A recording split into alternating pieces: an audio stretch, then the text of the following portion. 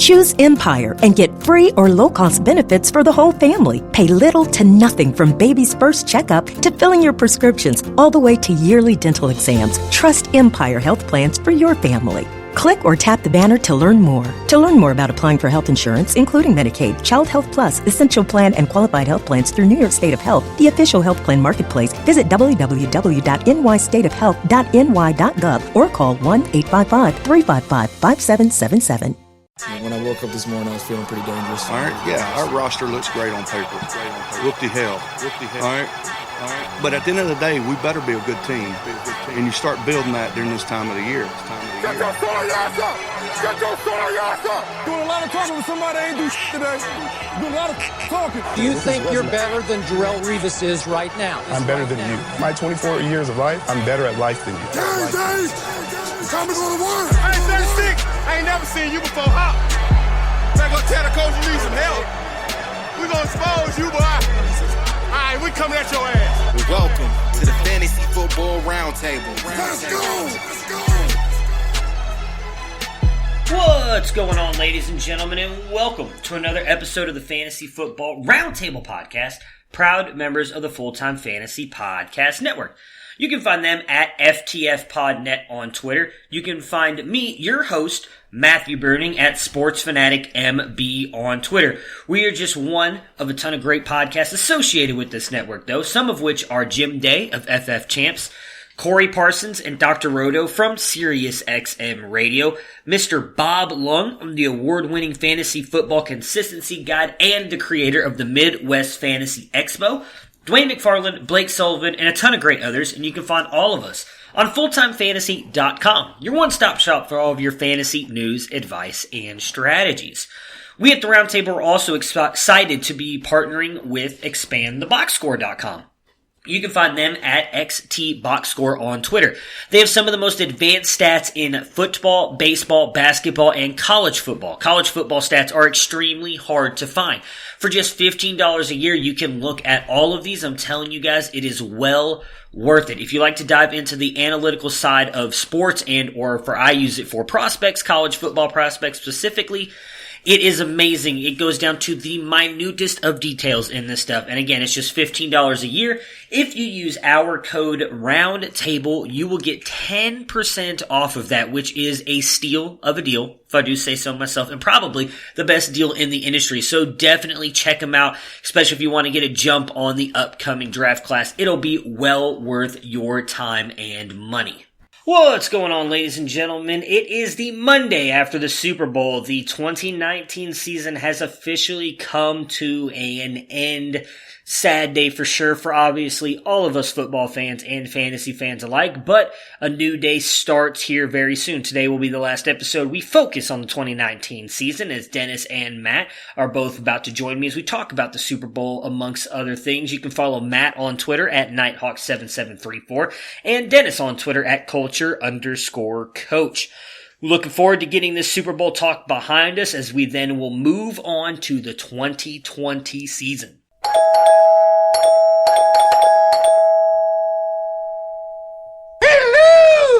It is the Monday after what I thought a very good Super Bowl game, and we have got Mr. Matthew Fox and Mr. Dennis Bennett with me today to talk about that game and possibly some other stuff that happened during the game and not during the game on Sunday. How are you guys doing today? How was your Super Bowl viewing experiences?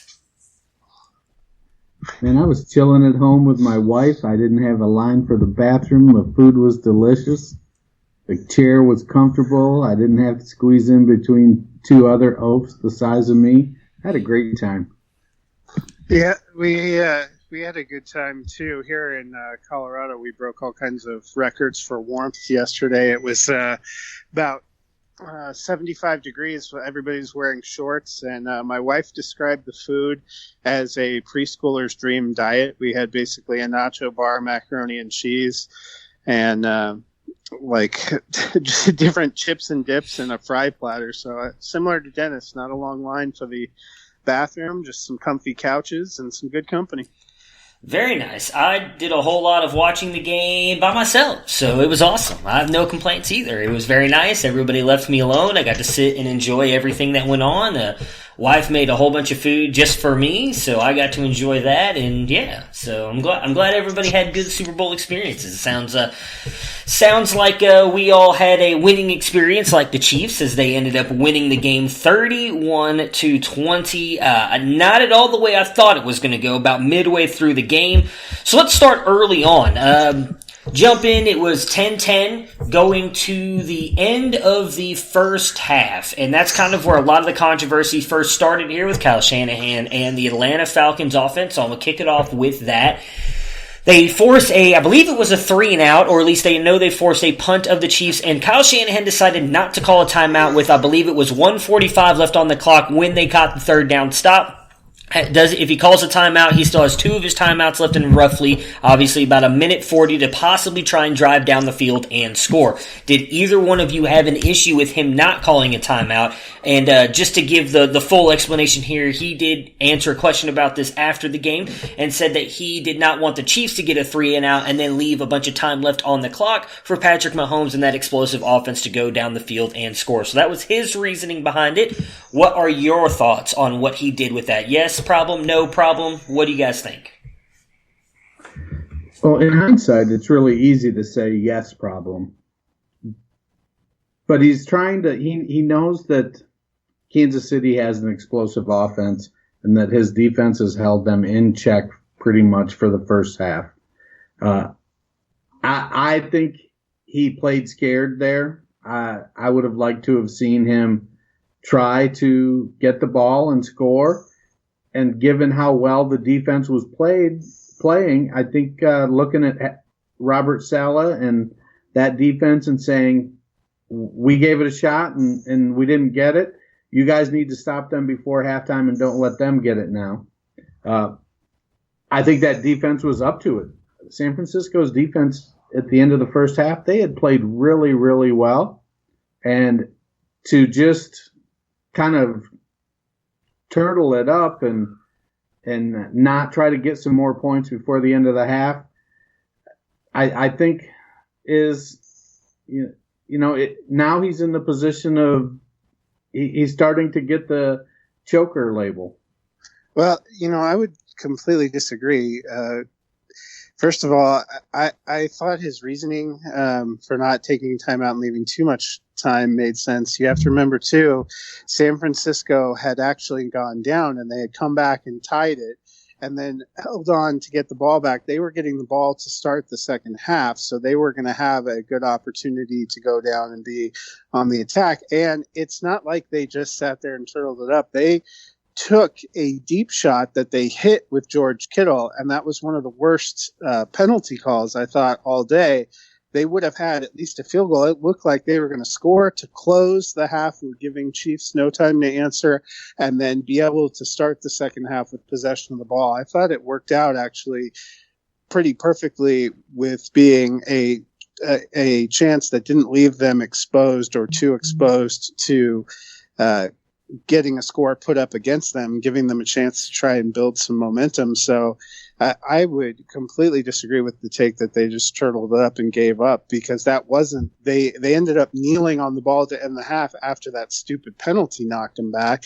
But they did a quick shot right up the middle to get yardage, and then they did a big shot down the field, which they actually hit, and the refs screwed them on. So I had no problem with the way he played the end of the half. So then take another shot. You showed you could do it. Well, by that point, they were getting 6 seconds.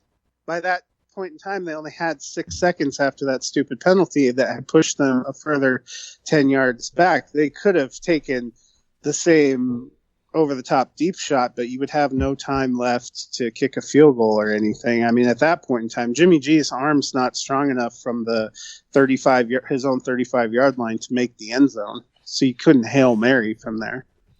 All right, so I want to talk about the George Kittle thing, obviously. That was what I was going to bring up next, but since you brought us right here into it, why? Why was that a bad play call? Because by the letter of the law, that was pass interference. He extended his arm. Now, in fairness, Kyle Rudolph did the same thing earlier this playoffs, and he did not get called for it in the end zone where the Vikings were able to beat the Saints. But by the letter of the law and pass interference, your offensive player is not allowed to extend their arm, and he did extend his arm. And the one thing I will say, because I love George Kittle, he was already open. He did not need to put his arm out on the defender. He had already beaten the defender. Had he just left his hand down, he's still more than likely, I'd say 98% catching that ball. And then you have no chance for the referees to even call a hint of pass interference. But he put his hand on him and extended, which by the letter of the law is pass interference. Look, they have not been making these calls all year long. They've been completely inconsistent. I guess we shouldn't be surprised that the officials would completely F up on the biggest stage. They let rampant quarterback penalties go. Both quarterbacks were hit in the head multiple times with no penalties called, and they call that stupid penalty. I disagree with you that even by the letter of the law, that was a penalty. He wasn't the one that initiated contact either. That was the defensive back. That was a completely bullshit call. That was a completely cowardly call, and I was disgusted. I think that the argument can be made that they should have let it play, and I think the argument can be made that, yes, it was pass interference. I agree with what you said, though, Matt. They've been inconsistent calling penalties all season long. And to be in the Super Bowl and to have a penalty that probably shouldn't have been called, it's par for the course for this year. But I think it's going to continue going forward, and we're going to be living with these kind of frustrations over penalties that should have been called and should not have been called. I mean, the whole pass interference was reviewable this season was such a punchline that because they just didn't overturn any of the calls. So to expect that they were going to get I think overall the game was pretty well officiated. That one they probably should have let go, but I agree with the quote-unquote letter of the law. He did put his arm out, and he didn't need to. But also, when you're running like that and you're looking up for the ball, you don't know where the defender is, and I think it's instinct to reach your hand out to kind of get a feel for where your defender is. So I don't think it was necessarily a push-off so much as it was a let me find this guy while I'm running and looking up in the air. It was unfortunate. Yeah, I mean, I can see that argument. Again, my whole point was he had him beat by at least 2 steps from everything, from the play that I remember when I was watching it happen. I was like, George Kittle has this guy beat, and I was surprised, in all honesty, when they called it the pass interference. I saw the flag, obviously, because you had the little yellow flag thing on the bottom of the screen, and I figured, okay, they probably called something back at the line of scrimmage or something like that. I did not think they called it on George Kittle. But when you go back and watch it again, even if, with your argument, Dennis, he does put his arm on him, but it's not even fully extended. Once you fully extend, you give the referees the option to call that. I'm not saying it was right or wrong. They called it. Again, I just feel like Kittle did not need to put himself in that situation. He had the defender beat. Whether you were trying to figure out where the defender was or not, don't extend your hand onto the player as the ball's coming into you, because you are giving the referee, you're taking the decision out of your hands, I guess, and you're putting it in the referee's hands. And as Matt just mentioned, and you said too, Dennis, they've been very inconsistent with this. They've been kind of bad all year when it comes to this pass interference stuff, and you put now the decision in their hands to affect, I don't want to say the outcome of the game, because we don't know if they would have scored a touchdown or even a field goal. Field goal wouldn't have mattered.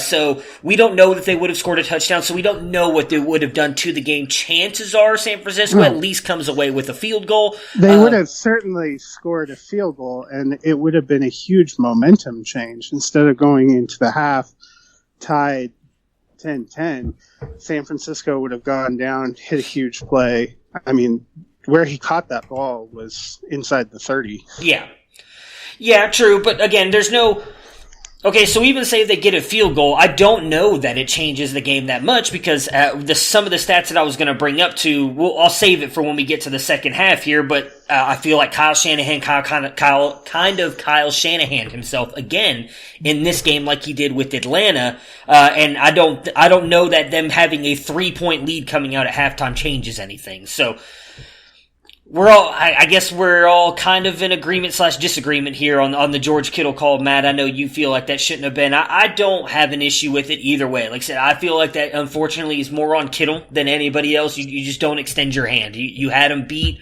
Just keep running. I mean, I don't know. Emmanuel Sanders didn't reach back for the defender when he had the defenders beat. Granted, he was overthrown by like 15 yards by Jimmy G. But you don't have to reach your hand back, especially when you have the defender beat. Just look up, find the ball, catch it, and the decision's made with. You've made the catch, you go out of bounds, or even if he does go on and score a touchdown, the referees can't do anything about it because you didn't put your hands on the defender. So coming out into the second half, as I mentioned, it's tied 10-10. The San Francisco 49ers get the ball, and we really kind of saw a different Jimmy G in that second half compared to the first half. In the first half of the game, it's almost like the two quarterbacks flipped. Jimmy G was, I believe, 17 or through the first three quarters when Jimmy G was on fire, 17 of 20, 183 yards, 1 touchdown, 1 interception, QBR of 70.2, where Pat Mahomes was 16 of 25, 145 yards, 1 interception, a QBR of 34.6. So really going into that fourth quarter when eventually the 49ers get that 10-point lead, which was a big deal, as we've seen. You know, we talked about it last week when I did the pod with just you, Matt, on Thursday. Even we talked about it, me and you, Dennis, on Friday. We all talked about how we did not think if the Chiefs got down double digits that they would be able to come back and beat the 49ers. I said maybe because of the offensive firepower, but the 49ers are just too good defensively, and with that run game, they will bleed out the clock. That didn't happen. Surprisingly enough, Dennis, you mentioned it right at the beginning, but I don't remember if we were not recording yet because we were talking about just the game in general before we started recording the podcast, and you said the 49ers should have ran the ball more. In the first half, they were running the ball a ton. In the second half, they went 20 passes to 10 runs with a 10-point lead. Why? What is it that you think, or why is it you think that Kyle Shanahan decided to go so pass heavy in the second half? And this was after they got the 10-point lead. So this is not like the entire second. They got the 10-point lead and then they decided to go 20 passes, 10 runs, which makes no sense whatsoever. It reminds me exactly of what happened in Atlanta, where I'm going to mention it right now. This is the second time in the last 10 Super Bowls that the team that scored first lost in the Super Bowl. The last team that did it was the 2016 Atlanta Falcons, who also had a double-digit lead going into the fourth quarter. And that team and this team have one common denominator, technically two, because Tevin Coleman's on the team as well, and that's Kyle Shanahan and calling the plays. So what is it that you guys think of that in general and what happened in the second half there, mainly the fourth quarter, when the 49ers got that lead and then realistically blew it?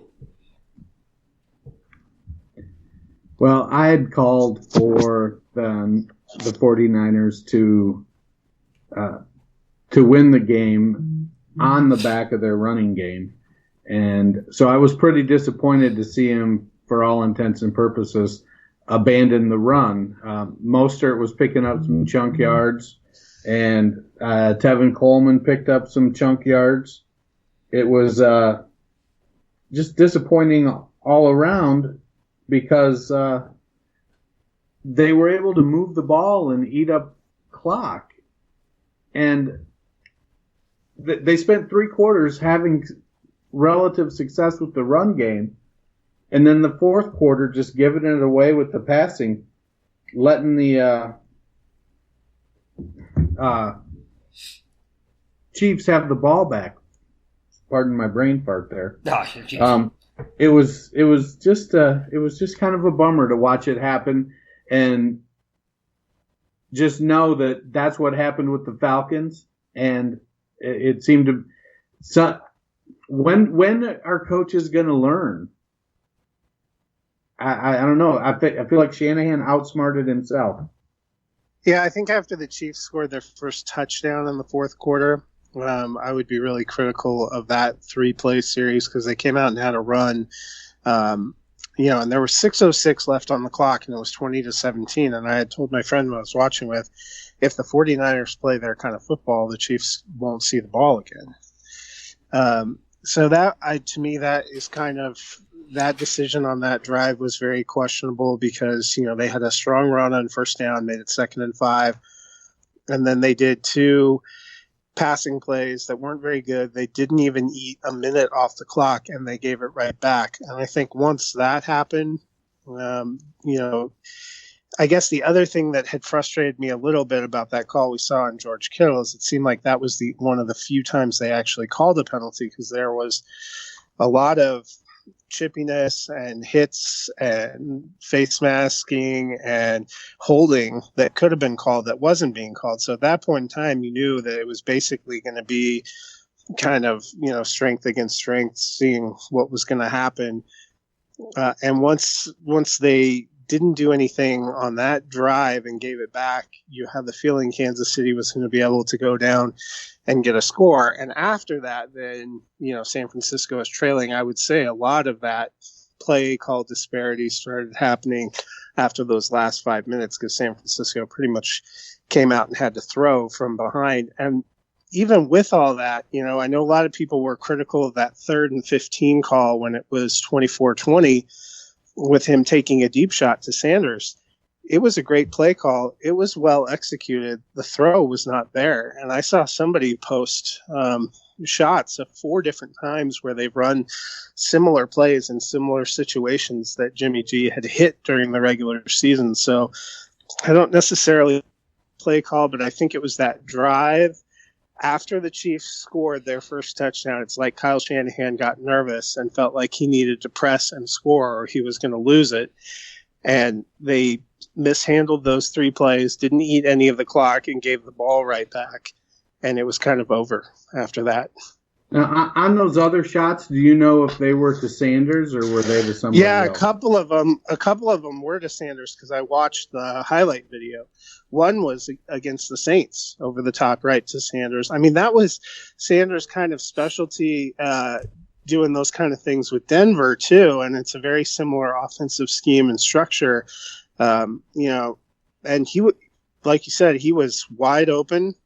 Yeah. If he would have gotten the ball anywhere where he could have caught it, it would either have been a huge gain or more likely a touchdown that put them up. So, I mean, they had chances. I thought their running back rotation was a little strange to begin with. Jeff Wilson came into the game pretty early. We hadn't seen him a lot. I'm pretty sure Matt Breida had never played.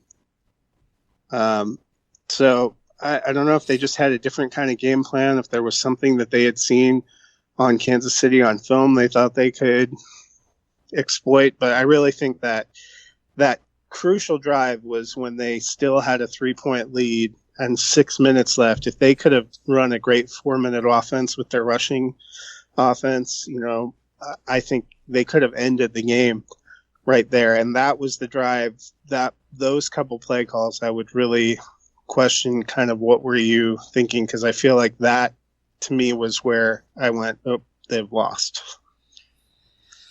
Well, see, so that's even more interesting to me, because I get what you were saying and them kind of falling behind, and maybe Kyle Shanahan did press and have to throw to get back in it, but they were averaging 5.6 yards a carry. Like they were just destroying that front when they were running the ball for the most part, and it didn't seem like it at times, but they were ripping off big runs. You just at that point, before the Damien Williams touchdown, which obviously at that point I understand you having to throw the ball because you've got to get 2 scores now. You can still run the ball and try and run the clock out. Like, you don't have to go pass. And that's kind of what they did. And I do think that in a way that might have been a little bit of Kyle Shanahan kind of, I don't want to say like reoccurring nightmares of what happened with the Patriots and him, because that's the same thing that happened with Atlanta.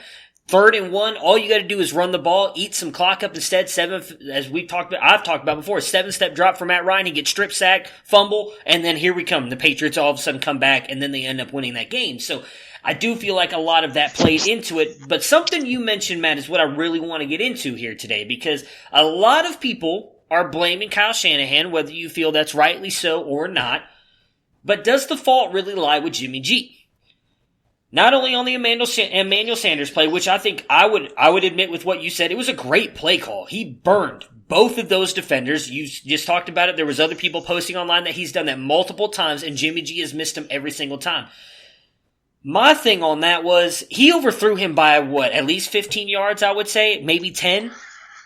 At worst, why would you not underthrow Emmanuel Sanders and then allow the defender to run into him where you get the defensive pass interference call, which we saw earlier work in the Chiefs' favor as well when Mahomes kind of underthrew one of the wide receivers. Go back to on the 3rd and 5 play where they ended up having to punt, where he threw the ball, I think, to Coleman. I don't remember who. He hit the running back, but George Kittle was wide open 5 more yards down the field, where you could clearly tell the scheme was to get Kittle open right there, and he was wide open, and Jimmy G did not throw it to him. But, I mean, I think you and I talked about it on Thursday, and we were both in agreement. The weak link of all those, different categories you break down for San Francisco was their quarterback, Jimmy G. He's a big name, but he doesn't have a ton of experience. And in the playoffs, it seemed like they were a little leery of putting the game in his hand and had really limited his pass attempts. We'd seen him do it a couple of times during the regular season, but, if you were thinking that you had to put everything on his shoulders to win that game, I don't know how confident you would be in picking the 49ers. And I think we saw that. He had some good throws in the game, and he had some really dubious throws. I think he started to panic. He got a ton blocked in that 3rd and 4th quarter right at the line. So, I mean, the two areas we thought were the weakest in the game was quarterback for the 49ers and running back for the Chiefs, and one of those groups really stepped up and said, hey, I'm not going to be the reason we lose, and one couldn't make that leap. Dennis, you have any thoughts on Jimmy G? Not really. I mean, his play speaks for itself. He's not progressing to an elite status. He's a good quarterback. I mean, you have to be to make it that far. I think that's, it showed. Part of it, I still blame Shanahan more. Okay. Shanahan doesn't have 4 300-pound guys trying to hit him when he's calling the plays. Okay, well, since Matt, you seem to be leaning more toward Jimmy G than Dennis, so I'll ask you first, and then Dennis, if you have an opinion on this, feel free to let us know as well. We talked about earlier, obviously, this offseason, things have changed a little bit, but this might be a very, and I shouldn't say good, it's going to be a decent quarterback free agency market. You have a couple players here in the draft. Jimmy G is under contract with the 49ers till 2022, so you got 2 more seasons out of him. However, because they signed him so early, which a lot of people kind of forget about, his cap hit is only $4 million if they decide to cut him on April 1st. What percentage would you put it at that they either keep or cut Jimmy G? I'd say it's 100% they keep him. Okay. They're not gonna have a great draft pick, and I don't think he played bad enough that you give up on him. I mean, you have to think too, if we're being fair, this season was his first full season as a starter. Mm-hmm. He started a few games for them 2 seasons ago. He started, 2 games in 2018 before tearing his ACL. I mean, we think about him as a veteran because he's been around for a long time, but Patrick Mahomes has 3 times as many games starting and has twice as much playoff starting experience as Jimmy G. A lot of people were talking about how the 49ers were this year maybe 1 year ahead of the plan that they'd laid out for themselves. I don't think there's anything, for the same reason as I said I don't think the Texans will move on from Bill O'Brien. I don't think the 49ers will move on from Jimmy G. Now, if he continuously cannot get there, or if he takes a step back, maybe another, in another year, maybe you can make the case for him being gone. But I mean, they made it all the way to the Super Bowl, and at times he looked pretty good. I think it's an experience. Hopefully, he can learn and grow a little bit from. And I'm with Dennis in the sense that I don't think you can put this entire loss and lay it at his feet.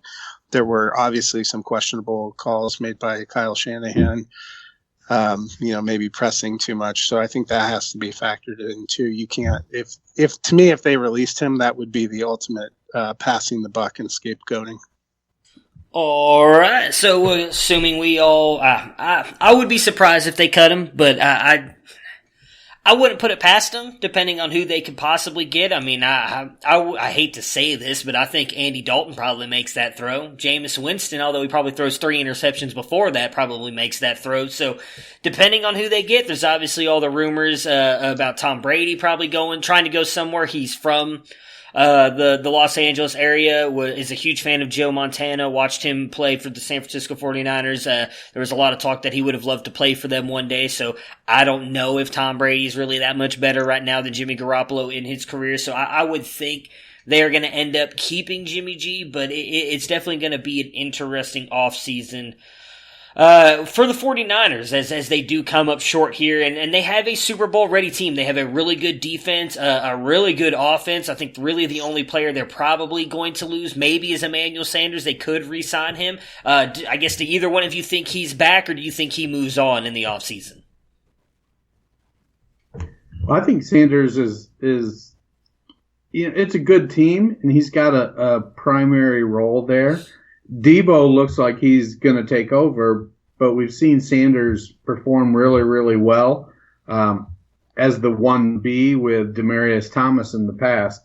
So if Debo steps up and becomes the number 1 there, I think there's definitely room for Sanders. I don't think there's unless Jalen Hurd comes out healthy and takes a huge, giant leap, I don't think there's anybody currently in San Francisco that's better than Sanders at the wide receiver position.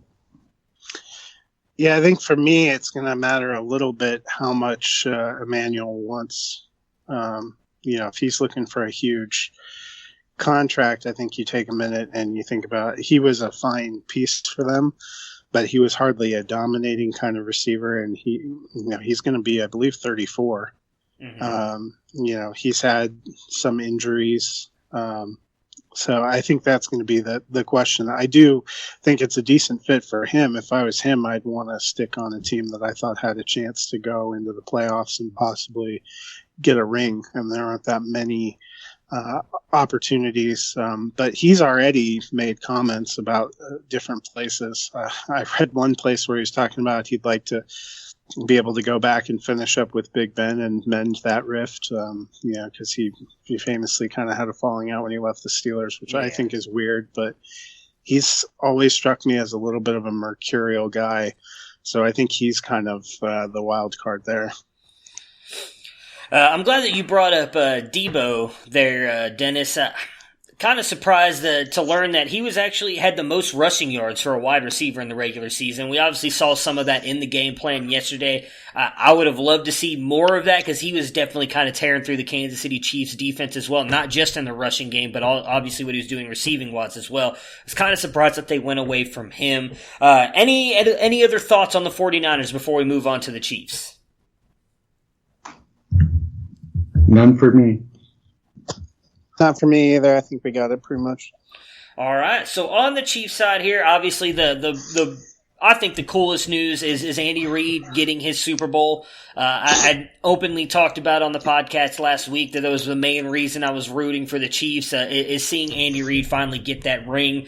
It's his, obviously his first Super Bowl, 21 years as a head coach, which is the longest streak ever for a head coach to win their first Super Bowl. So he's obviously been in it one other time with the Eagles, came close but lost to the Patriots dynasty as we know now. Not so much back then they were, but really cool, I think, for him to do that. Patrick Mahomes, though, did not really have a good game here. I know he won the MVP, which I thought was kind of bull. I thought it should have gone to Williams with the game that he had from what he did in the receiving game and the rushing game. Got 2 touchdowns in that game, was really good. Put the game on ice with that last, I think it was like 36-yard touchdown run.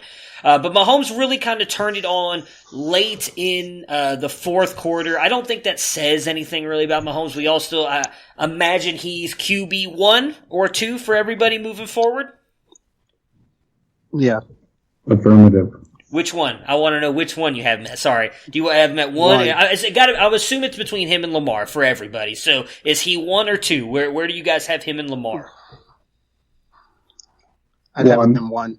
Yeah, 1. Okay, I like it. The Lamar hate is strong in both of you, and I appreciate that. I think the real question is, how excited are we to enter another draft season where Damien Williams goes in the second round only to produce 400 regular season rushing yards? I'm just avoiding him, if I'm being honest. It's the second year in a row that he's just exploded in the playoffs, and everybody's going to be like, man, dude was on fire in the Super Bowl, finally taking his spot as the Chiefs' number 1.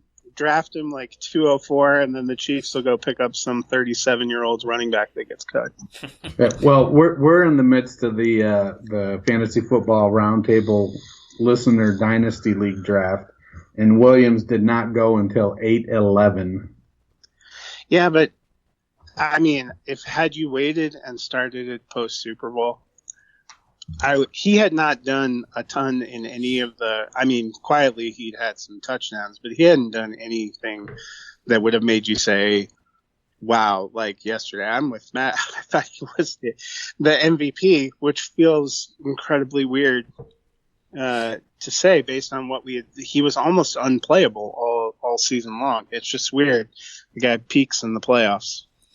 Yeah, and the one thing I'll say, too, on that, Dennis, with him going 8-11, he probably ends up going higher than that because this is also super flex and you draft your rookie pick. So if you take out... And you're doing defense. Well, nobody's drafted any IDPs yet at this point. So, right now we've seen obviously a ton of quarterbacks go. You don't see, we had 8 quarterbacks go in the first couple rounds. You're not going to see that.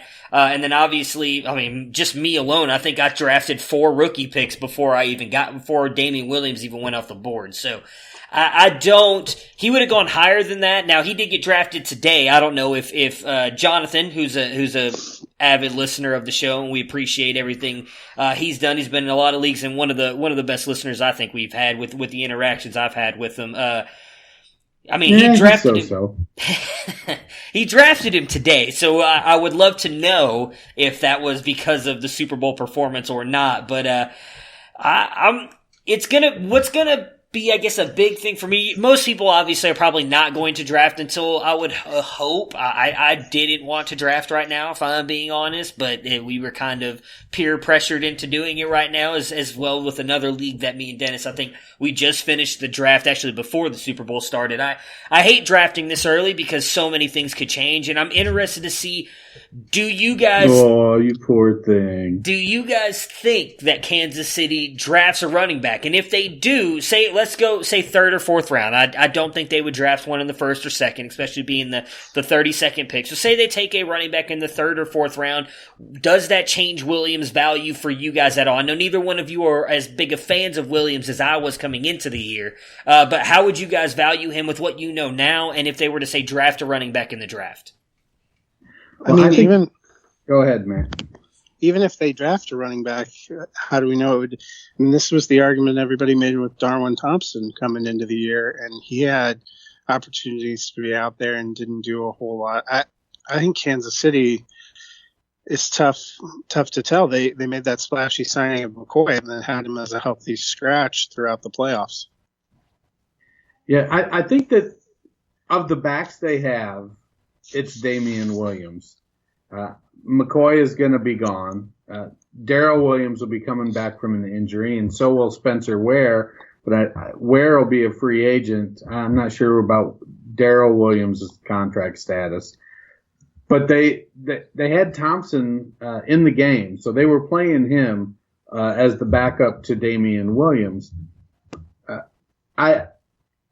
Andy Reid has used a committee for so long. Yeah, when he's got a stud, he uses the stud, like young LaShawn McCoy, or I think Westbrook might have been there when he was there. But if he doesn't have a stud, then he goes with a committee. So naturally, I would expect he's going to draft a running back. But in the third, fourth, fifth round, I don't think they're going to make they're going to rise up and necessarily take over for Damien Williams. I could see Williams going into next year if he can stay healthy, it's hard to tell what kind of season Williams would have had if he had been able to stay healthy all season. If he stays healthy, has a good season, it's a completely different conversation we're having here. That might be the real thing. It was hard to tell, was he banged up or were they committed to using a bunch of other guys?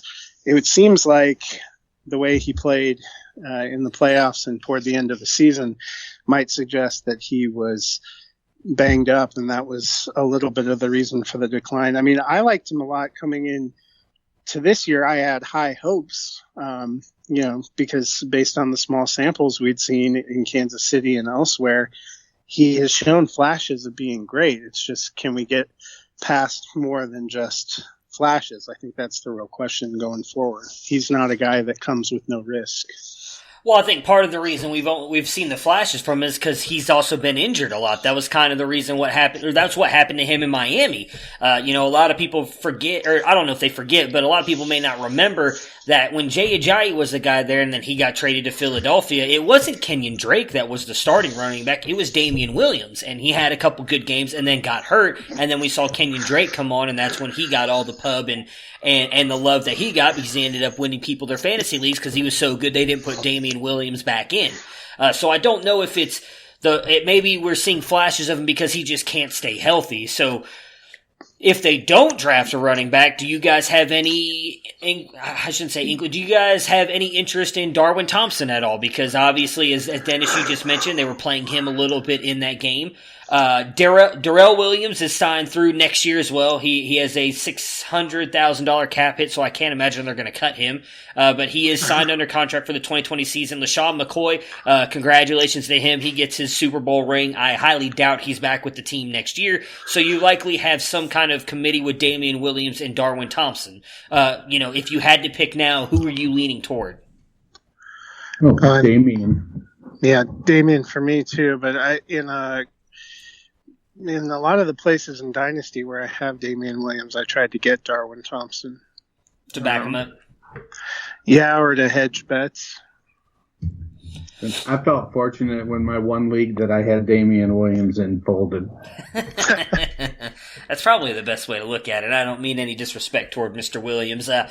Something we forgot to touch on Thursday and Friday's podcast, and I apologize about that, was it came out early Thursday morning, I believe. The Sammy Watkins news. Did either of you guys see this? That he's threatening to kind of sit out all of next year, which is kind of an interesting flex because I would say he's probably the fourth best receiving option on that team. I'd take Hill, Kelsey, and Hardman over him. And he's not guaranteed anything this year. So if he sits out, he would literally not get paid anything. He doesn't have any guarantees in his contract for this year. Your thoughts on Watkins and your thoughts on why he would want to hold out for the 2020 season?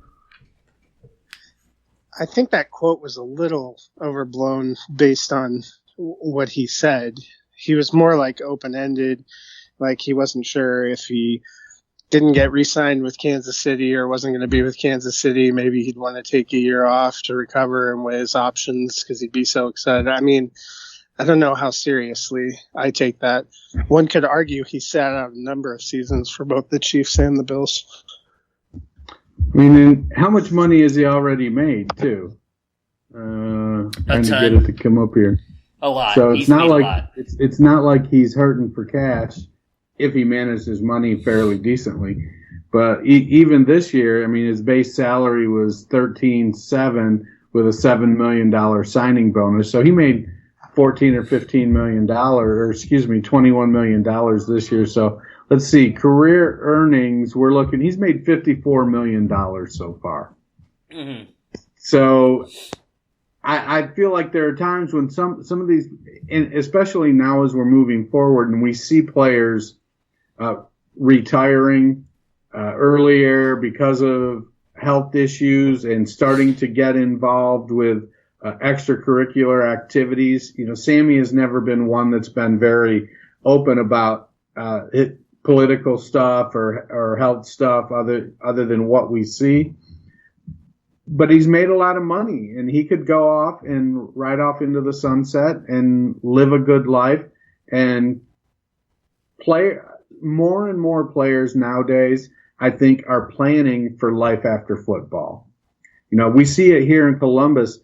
Eddie George, after he finished up his professional career, he came back to Ohio State and got his master's and opened up a landscape construction company. He majored in landscape architecture, got his master's degree, I believe, opened up a company. He went on and did Broadway. He does TV.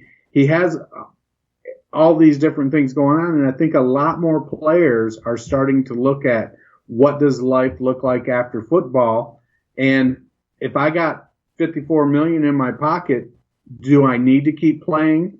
Yeah, being competitive is great, but I don't think anybody out there is going to tell us that, you know, Donald Trump isn't competitive, and he's never played a down of football or any other sport, since, way back in college.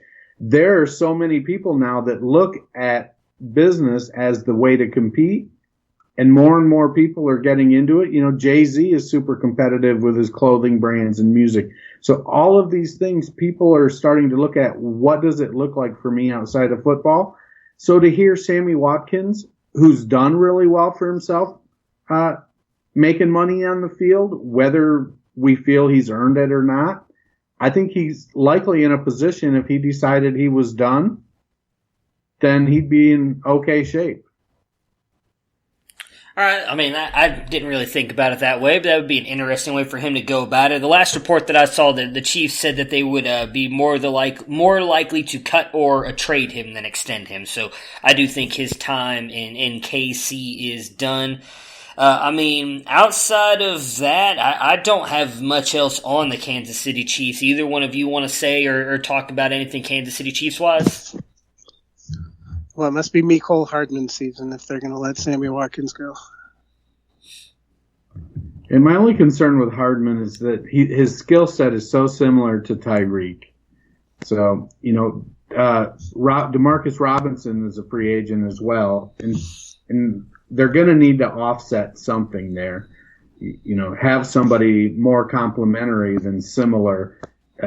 If Watkins does go and Robinson does go, do they have that guy on the team, or are they going to need to go get it?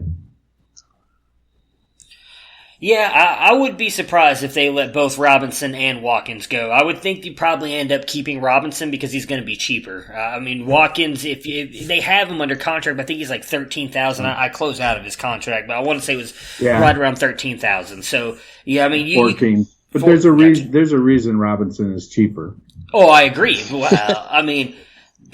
Look, I know you're a Sammy Watkins truther, but that dude has done nothing in 2 seasons. So, outside of popping up here and there, I was surprised he still played with the Chiefs when he caught. I didn't even realize he was still on the field. I thought he may have been an inactive like Dante Pettis until he caught a ball. So, you can say what you want. That was how he got open. The 49ers forgot he played for them too. Yeah, would not be surprising. When as soon as Richard Sherman and Robert Salah were like, "Who the hell is that guy running down the field?" We didn't even realize he was still here. So, that's got to be. You gotta wonder how close Richard Sherman is to the end. When he got torched a few times yesterday. Good. Sorry, yeah, it wasn't. I'm not a fan. He shouldn't have been Sherman out there 1-on-1 with Tyreek Hill. No, he's the best. He wasn't able to go 1-on-1 with Watkins either. So. Yeah. Hey, look. No, if you ask Richard Sherman, he's the best cornerback in the league. I saw Hill out there lined up on Sherman. I can't believe that he only caught 9 passes. My favorite was the safety who dislocated his shoulder hitting Patrick Mahomes somehow ended up 1-on-1 with Tyreek Hill on that giant play. I was like, you guys realize that this is a mistake, right? There was nobody covering Tyreek Hill on that play. No. There was he had a better chance of just a giant hole opening up in the earth and swallowing him than someone actually covering him. Real quick before that Matt, would have been ideal. Since you are not a part of this draft, you're going to be in the offensive one with me. I want you to get your opinions on our 2 teams, where we're at in the draft. But real quick, did you guys have a favorite commercial at all? Like one that really kind of stuck out to you? Yes, no, and then we'll talk about the teams. No. I loved a couple of them. They were both chip commercials. First was the Cool Ranch Dorito face-off between Lil Nas X and Sam Elliott. Yeah, that was actually hilarious. Pretty funny. I thought that was more entertaining than the halftime show. But the other one I liked was the Cheetos popcorn, where they had MC Hammer come up. And first, the idea that you could just eat Cheetos and get out of like extra work assignments or any chores, but then you can't touch this, and that made me chuckle. Those two got to me. So, in fairness to the halftime show, your eyes were covered through most of it, so you did not get to see some of the good stuff. I'll put it that way. For me, well, when you're at a church party, that's true, and very true, and people come on wearing next to nothing, it definitely doesn't mesh with the vibe. I can understand that. So I like the Little Nas one as well. One of the underrated ones I thought was the Reese's 5, I think is what it was. Mostly just because of the very end where they didn't say it, but they were talking about, kind of like clueless people and all that, and they talk about the dude with a head up his ass, and it was actually a dude with a head up his ass. I thought that was actually kind of funny. And I really actually liked the NFL 100 one, the very first one they kicked off with all the kids and everything, and then he actually got to run the ball out on the field live. I thought that was pretty cool, so I really liked that one as well.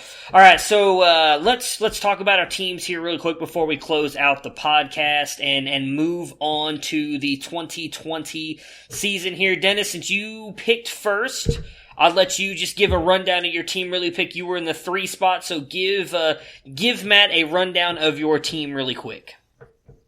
Well, I want to preface this by saying I've grown to dislike being on that end of the draft. I used to love the middle, and then I've grown to like the back end of I'm kind of a 9 through 12 guy anymore, I think, 8 through 12 guy. But I picked from the 103 and have been unsuccessful making any trades in this league. Everybody wants to trade back, so nobody can get any trades done. I started off with Saquon Barkley. It went Mahomes, McCaffrey, and then I took Barkley. 210, I took Kenny Galladay. 3-3, Travis Kelce. 4-10, Keenan Allen. Then I went back-to-back quarterbacks with Sam Darnold and Drew Lock. 7-3, I grabbed David Montgomery as my RB2. At the 8-10, I grabbed my first draft pick, which was the 112. And then at 9-3, I added Robert Woods as my wide receiver 3. And just to give preface, this is a super flex and 3 flex spots as well. So 4 total flex spots if you don't use a super flex spot. I was in the 11 spot, so I went Nick Chubb with my first pick. Took Devontae Adams with my second. At 3-11, I went and took my first quarterback in Baker Mayfield. Then I took my first rookie pick, which was 1.3. I went DJ Chark and then Terry McLaurin on my next 2 picks. I think it was, 1.3. I was trying to double check that. So at 5-11, Chark, and then 6-2, Terry McLaurin. At 7-11, I went Phillip Lindsay. At 8-2, I took my next rookie pick, which was 1.7. 1.9, my goodness.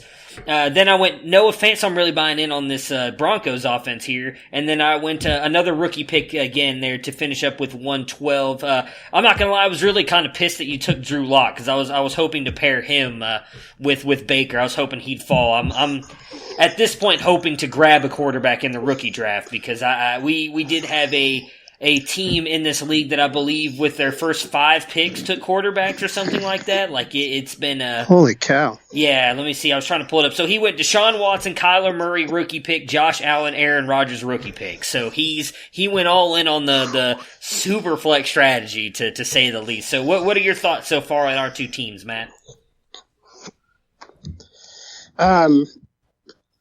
They both I think are interesting and have some good qualities. I like actually Dennis going with Darnold and Locke, because there are a couple of guys I think are a little underrated right now who have a chance to turn the corner. The only thing that scares me about Darnold is that he's still relying on Adam Gase. But I'm very excited. Obviously watched a lot of Drew Lock. I understand why you would have gone for him too, Matt. I loved what I saw in the 5-game sample. I thought he did some really good things, and I think Denver's built some really good young offensive weapons around him, so there's a lot of potential there. Dennis obviously got some good receivers in there too. I think it'll be interesting. I'm assuming these draft picks, you're talking about the 2020 rookie draft. Yes, yeah. We did not think it'd be fair to do like the whole inverse draft thing that a lot of people do, because I felt like 11 and 12 where I was picking, so we probably should have went with it. Got kind of an unfair advantage. I would get, two of the top probably 15 players, and then I would also get the second rookie pick overall. So we decided to put the rookie picks into the draft so you can decide how you want to do your drafts. For instance, I'll just give my strategy on it, Dennis. If you've got, you can throw yours in there. Why I went rookie pick at 4-2 was because I was getting a top 3 rookie pick, and at the time there was no real running backs on the board that I liked. The next guys to go were James Conner, Austin Eckler. I would have taken Devin Singletary, but he went the pick before me. And then Kerryon Johnson. They were all kind of like the top running backs on the board, so I figured I'm going to likely at 1-3 get either Swift, Dobbins, or Akers, or Taylor. One of the 4 guys that I think all of them have shots to be really good running backs. So I thought at that point in time, why not take a guy who I think has a shot to be a really good running back with that rookie pick there. Well, it kind of strikes me as the difference between your squads is Dennis has some more proven veteran commodities at this point in time, and you have a group of younger players plus a lot of picks. So your team may, depending on how it all shakes out, not be the greatest team year one, but have a lot of potential going forward. Yeah, I definitely feel I'm going to need to get some youth at tight end. I'm not sure. I feel like Kelsey's still got a few years, but you never know when you get up there in your 30s, you start to go to hell. Keenan's got some Keenan has some uncertainty at the quarterback situation. I agree with you about Darnold being saddled with Gase, but he did play pretty well. He looked, other than his seeing ghost games, which, that New England defense gave a lot of people fits, not just Sam Darnold last year. Well, I actually really like Darnold, and I have him as a quarterback prospect in 3 dynasty leagues. 2 of them are super flex leagues that I got for the same reason. I'm hopeful. Well, I had hoped, actually, I had my eye on Darius Geis coming back in the 8th round, and he went the pick before me. So that's why I decided to go with the rookie pick. My thought, I love the rookie class, but I'm more of I would rather have the proven players, and the rookie picks were going fairly quickly. And so where I was picking, I just didn't see the value of those guys over somebody like Kenny Golladay or Keenan Allen or Travis Kelce.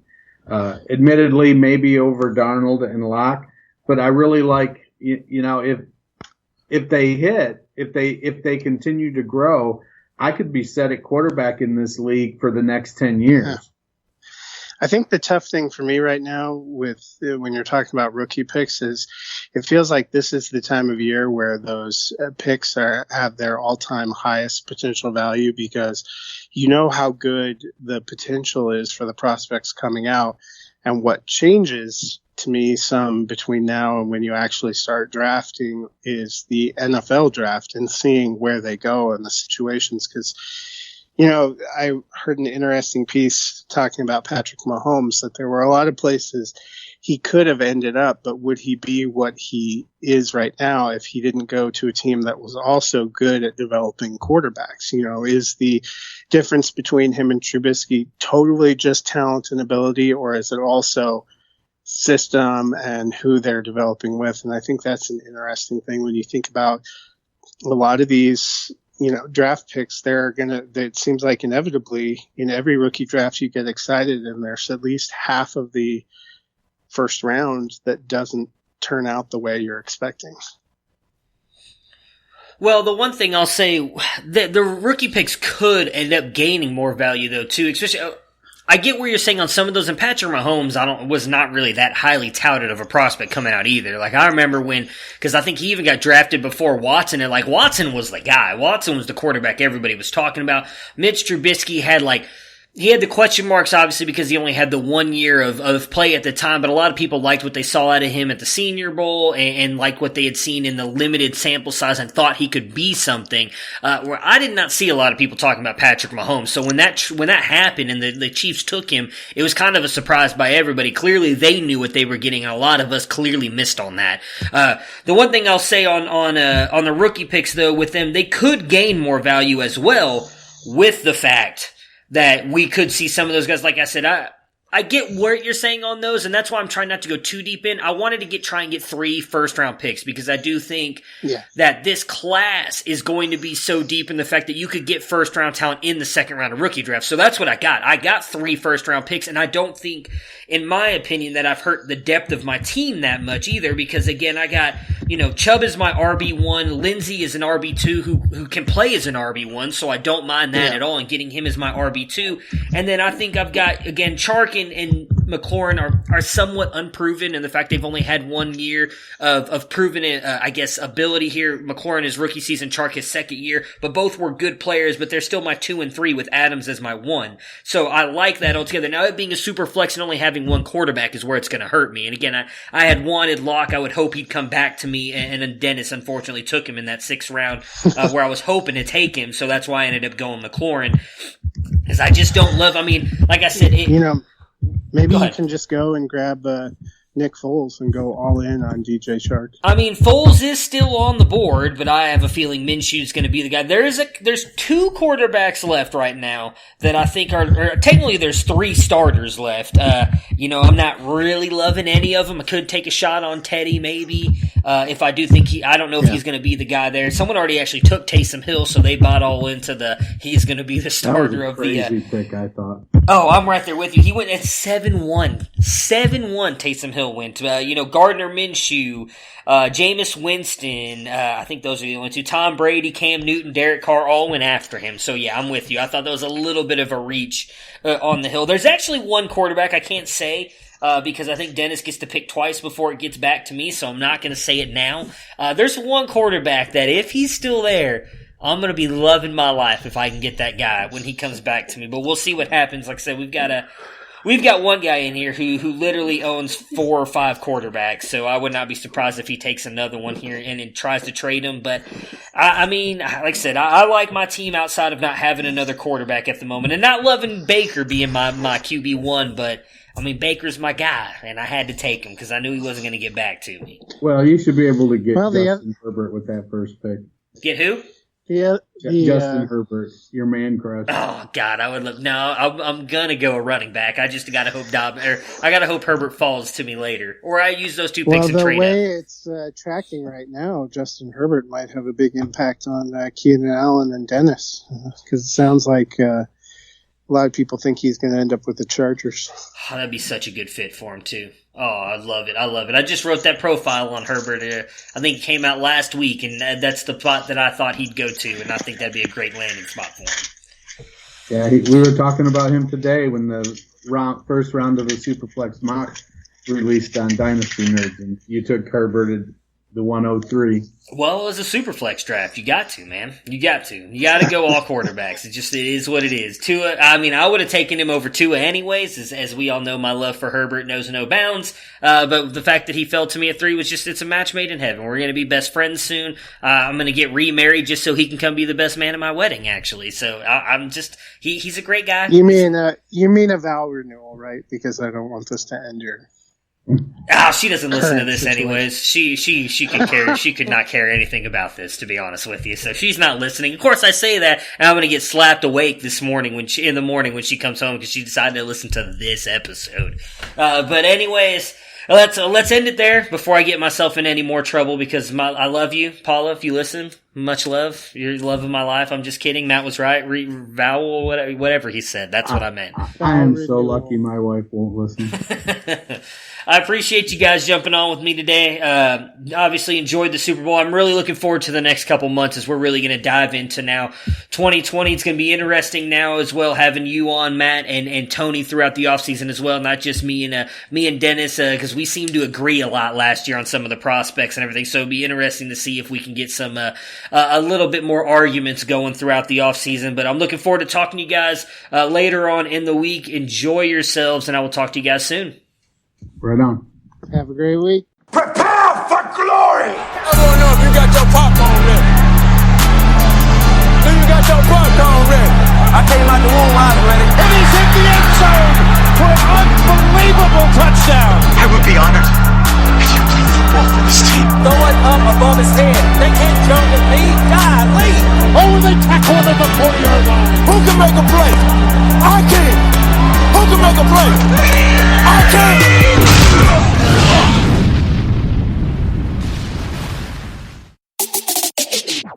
How to show up with Coca-Cola Energy. You're tired and you're thinking of canceling on your friends. Don't do it! Every time you cancel on a friend, a unicorn loses its horn and becomes a regular horse. Do you really want that on your conscience? Instead, grab an ice-cold can of Coca-Cola Energy with delicious Coke taste and reinvigorating energy. Keep the unicorns alive! Show up every day with Coca-Cola Energy. Energy you want, taste you love.